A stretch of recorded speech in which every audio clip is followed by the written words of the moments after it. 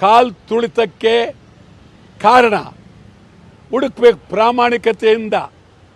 ಯಾರಿಂದಾಯಿತು, ಹೇಗಾಯಿತು, ಇದಕ್ಕೆ ಸ್ಟೇಡಿಯಂ ಕಾರಣ ಅಲ್ಲ, RCB ಕಾರಣ ಅಲ್ಲ. ಚಿನ್ನಸ್ವಾಮಿ ಸ್ಟೇಡಿಯಂ ಉಳಿಲೇಬೇಕು. ಯಾವುದೇ ಕಾರಣಕ್ಕೂ ಸ್ಟೇಡಿಯಂ ಬದಲಾವಣೆ ಆಗಬಾರ್ದು. ಒಬ್ಬೊಬ್ಬರಿಗೆ 5 ಕೋಟಿ ರೂಪಾಯಿ, ಸತ್ತಿರುವ ಒಬ್ಬೊಬ್ಬರಿಗೂ 5 ಕೋಟಿ ರೂಪಾಯಿ ಕೊಡಬೇಕು ಅಂತ ನಾವು ಒತ್ತಾಯ ಮಾಡ್ತೀವಿ. ಇದನ್ನು ತೀವ್ರವಾಗಿ ಸರ್ಕಾರಕ್ಕೆ ಹೇಳ್ತೀವಿ, ಒತ್ತಾಯ ಮಾಡ್ತೀವಿ. ಐತಿಹಾಸಿಕವಾದಂಥ ಸ್ಟೇಡಿಯಂ, ಇಲ್ಲಿ ಇಡೀ ವಿಶ್ವದ ಆಟಗಾರರೆಲ್ಲ ಬಂದಿದ್ದಾರೆ, ಆಟ ಆಡಿದ್ದಾರೆ. ಈ ಸ್ಟೇಡಿಯಂ ನಿರ್ಮಾಣ ಆಗಬೇಕಾದ್ರೆ ಚಿನ್ನಸ್ವಾಮಿ ಮತ್ತು ಸಿ ನಾಗರಾಜ್ ಕಾರ್ಯದರ್ಶಿ, ಚಿನ್ನಸ್ವಾಮಿ ಅಧ್ಯಕ್ಷರು, ಈ ಜಾಗ ಕೊಡಿಸಿದವರು ನಿಜಲಿಂಗಪ್ಪನವರು. ಈ ನಾಡು ಕಂಡಂಥ ಮಹಾನ್ ವ್ಯಕ್ತಿ ನಿಜಲಿಂಗಪ್ಪನವರು. ಈ ಜಾಗ ಸೈನ್ಯಕ್ಕೆ ಸೇರಿದ್ದು.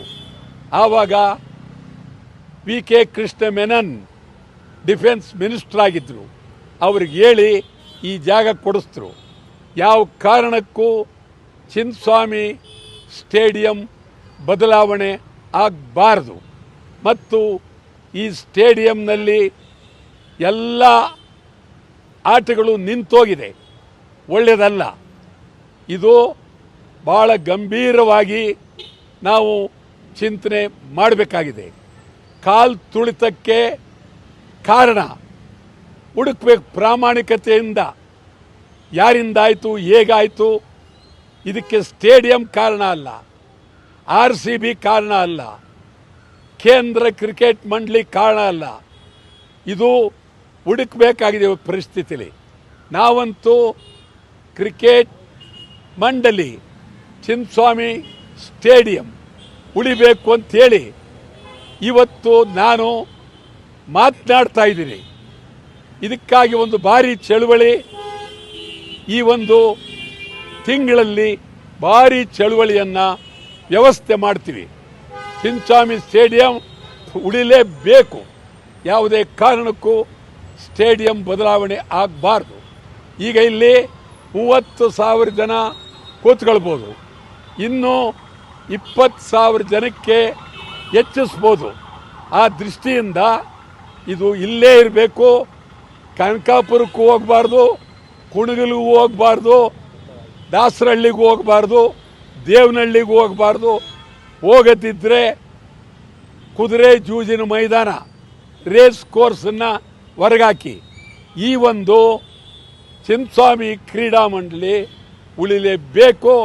ಇದಕ್ಕಾಗಿ ಕನ್ನಡ ಚಳವಳಿ ವಾಟಾಳ್ ಪಕ್ಷ ತೀವ್ರವಾಗಿ ನಾವು ಹೋರಾಟ ಮಾಡ್ತೀವಿ. ಮುಂದಿನ ದಿನಗಳಲ್ಲಿ ಈ ಬಗ್ಗೆ ಗಂಭೀರವಾಗಿ ಚಿಂತನೆ ಮಾಡ್ತೀವಿ. ಯಾವುದೇ ಕಾರಣಕ್ಕೂ ಚಿನ್ನಸ್ವಾಮಿ ಸ್ಟೇಡಿಯಂ ಹೋಗಲೇಬಾರ್ದು. ಸತ್ತವರಿಗೆ ಇನ್ನೂ ಪರಿಹಾರ ಸರಿಯಾಗಿ ಆಗಿಲ್ಲ.